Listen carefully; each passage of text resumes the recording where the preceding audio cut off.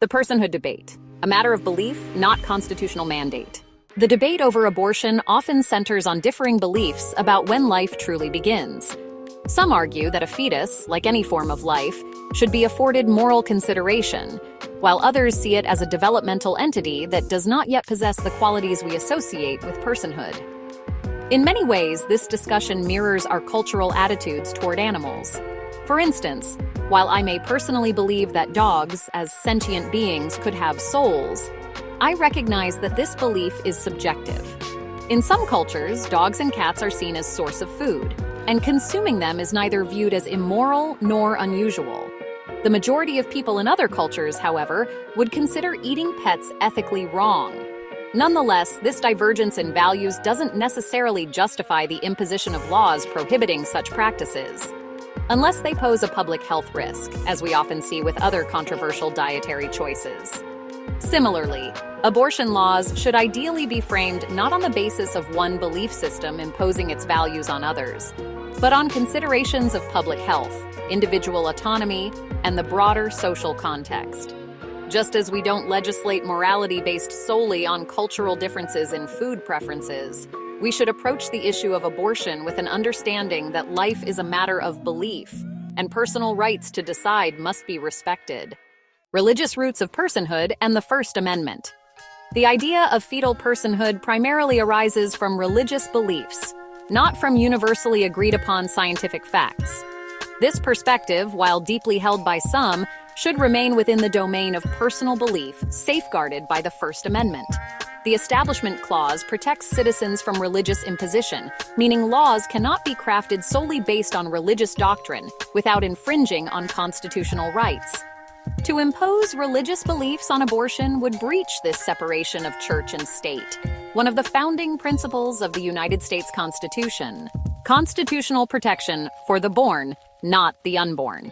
The Constitution is clear in defining the rights of those who are born in the 14th Amendment. All persons born are citizens of the United States.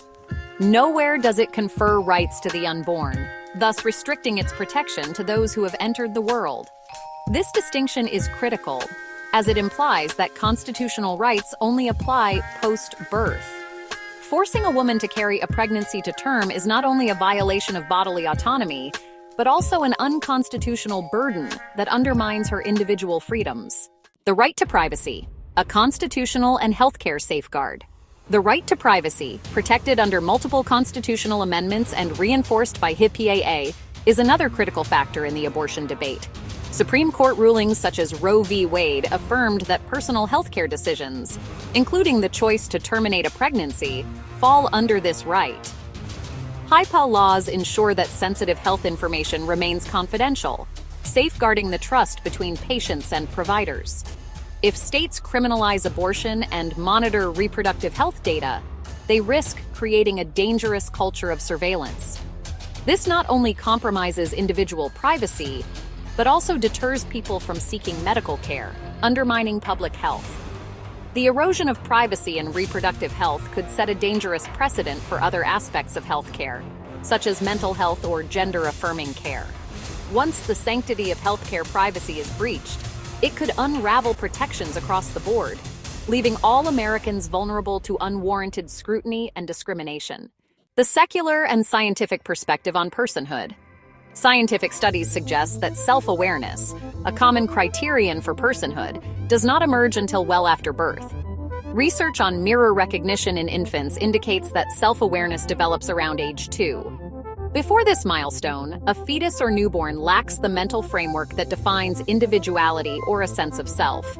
Moreover, the Bible itself presents a notion of life beginning at first breath rather than conception. In Genesis 2:7, it is written, "Then the Lord God formed a man from the dust, and breathed into his nostrils the breath of life, and the man became a living being." This interpretation aligns more closely with scientific and secular understandings of personhood, challenging many religious assertions that life begins at conception. Conclusion. To legislate on abortion based on religious or subjective interpretations of life directly opposes the secular nature of our Constitution. The 14th Amendment protects those who are born, emphasizing that legal personhood begins at birth. The right to privacy, enshrined in constitutional law and healthcare protections like HIPAA, further underscores the need to safeguard reproductive autonomy. Forcing women to carry pregnancies to term not only imposes a singular belief system, but also undermines the foundational rights of individual choice, autonomy, and privacy. In a nation built on the principle of religious freedom and secular governance, respecting these rights is not just constitutional, it is imperative.